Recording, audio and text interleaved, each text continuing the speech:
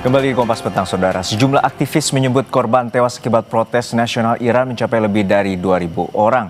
Sementara warga sudah bisa melakukan panggilan telepon ke luar negeri untuk pertama kalinya sejak pihak berwenang memutus komunikasi selama penindakan terhadap para demonstran. Human Rights Activist News Agency yang berbasis di Amerika Serikat menyebut jumlah korban jiwa yang tewas jauh melampaui korban dalam setiap putaran unjuk rasa atau kerusuhan lainnya di Iran selama puluhan tahun, bahkan mengingatkan pada kekacauan yang menyertai revolusi Iran di tahun 79. Sementara itu, sejumlah warga telah bisa melakukan sambungan komunikasi dan menggambarkan suasana Tehran yang dipenuhi aparat keamanan dan bangunan pemerintah yang terbakar.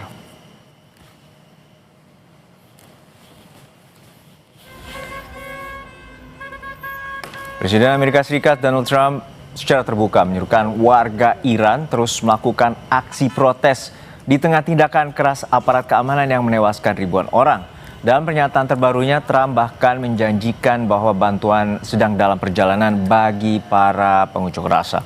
Pernyataan itu disampaikan sehari setelah juru bicara Gedung Putih mengatakan bahwa serangan udara termasuk di antara banyak opsi yang tengah dipertimbangkan Amerika Serikat. By the way, to all Iranian patriots, keep protesting, take over your institutions if possible, and save the name of the killers and the abusers that are abusing you. You're being very badly abused. And all I say to them is help is on its way. You saw that I put tariffs on anybody doing business with Iran.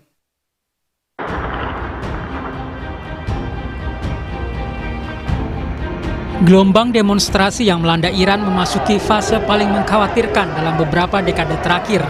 Iran menuding Amerika Serikat di balik aksi unjuk rasa ini. Kedutaan Besar Iran di Jakarta menjelaskan demo itu dipicu masalah ekonomi, tapi disusupi kejahatan terorganisir hingga menimbulkan korban jiwa. Pihak Iran menuding adanya kelompok yang memanfaatkan situasi politik di Iran untuk memancing warga Iran melakukan kerusuhan.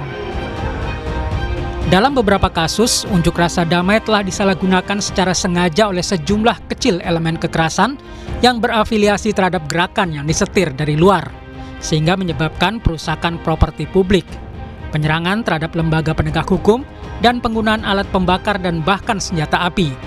Tulis Kedutaan Besar Iran di Jakarta dalam siaran pers yang diterima Kompas TV. Dosen Geostrategi dan Geopolitik Universitas Udayana, Evata Filomeno Borromeo Duarte menyebut dugaan campur tangan Amerika Serikat sangat kuat. Menurutnya, keterlibatan asing bukan berarti kedatangan pasukan militer, namun bisa saja dilakukan Amerika Serikat dengan menempatkan alat komunikasi di perbatasan Iran dengan tujuan untuk memantau kondisi dalam negeri Iran.